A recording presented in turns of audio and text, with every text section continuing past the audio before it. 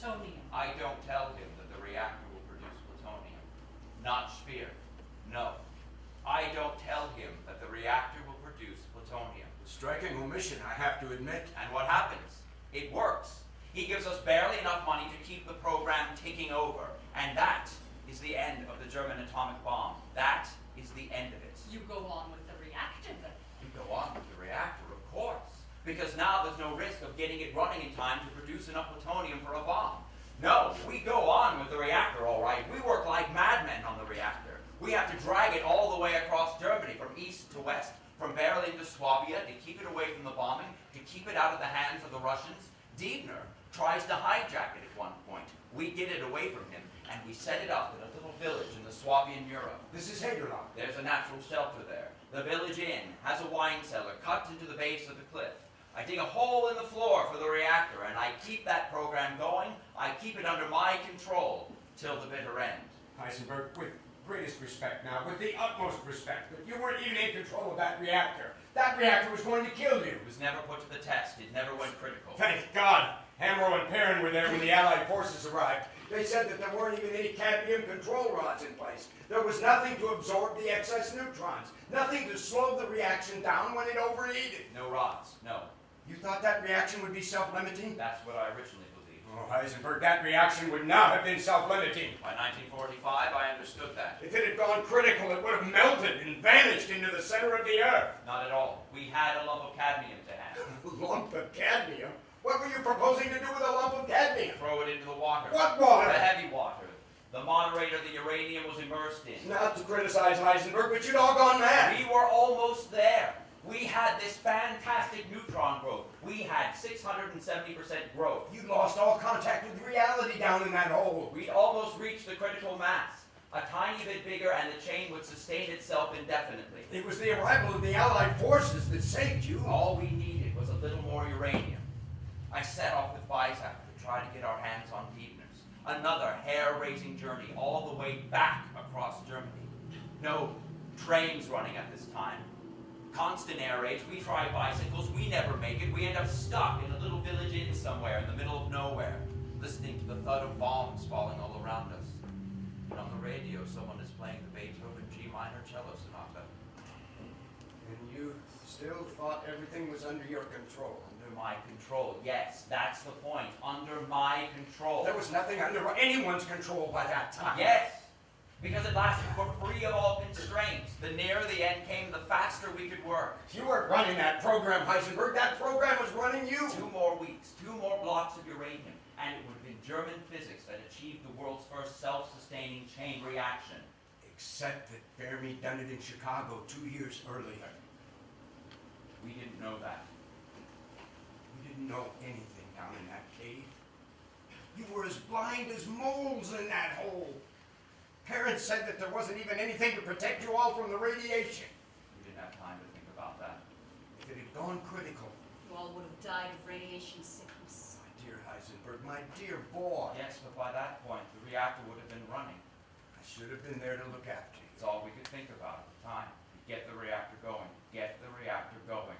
You needed me there to slow you down. Your own walking lump of cadmium. If I died then, what should I have missed? 30 years of explaining. 30 years of reproach and hostility. Even you turned your back on me. You came to Copenhagen again. You came to Tisvia. It was never the same. No, it was never the same. I sometimes think that those few final weeks in Hagerlock were the last happy time of my life.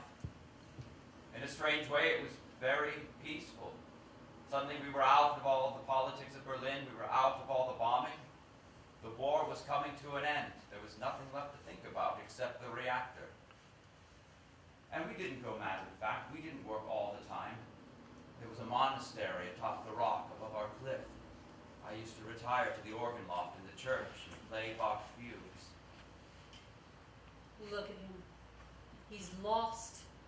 He's like a lost child. He's been out in the woods all day, running here, running there. He's shown off. He's been brave. He's been cowardly. He's done wrong. He's done right.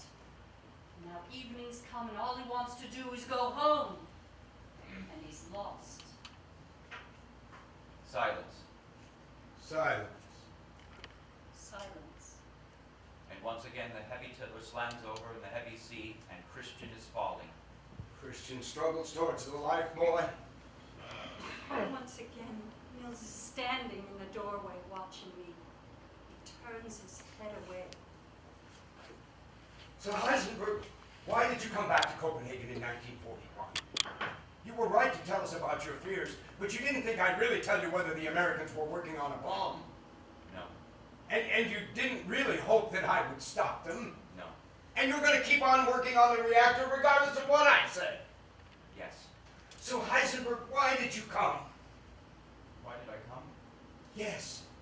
Explain it to us. Another draft of the paper, and this time we shall get it right. This time we will understand. Maybe you'll even understand yourself. Heisenberg, remember how incredibly difficult it was to explain the workings of an atom? We made many attempts, and each time it seemed to only become more obscure, but we got there in the end. So another draft. Another draft. Why did I come? And once again, I go through that evening in 1941. I crunch over the familiar gravel and tug at the familiar bell pull.